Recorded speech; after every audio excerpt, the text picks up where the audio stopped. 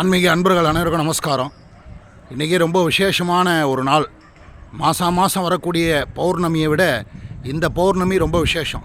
என்னன்னு கேட்குறீங்களா? இதுக்கு குரு பௌர்ணமி அப்படின்னு சொல்லுவாங்க, குரு பூர்ணிமா அப்படின்னு சொல்லுவாள்.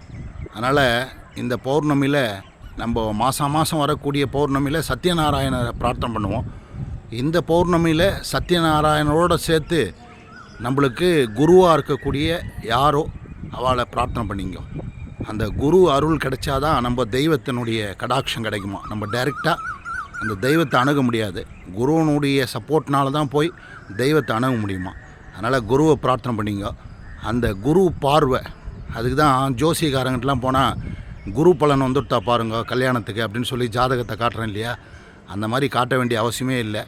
நம்ம குருவனுடைய கடாட்சம் நம்மளுக்கு கிடச்சிட்டுனா நம்ம வாழ்க்கையில் எல்லாமே கிடைக்கும். அதனால் இன்றைக்கி அந்த குருவை பிரார்த்தனை பண்ணிங்க. நன்றி.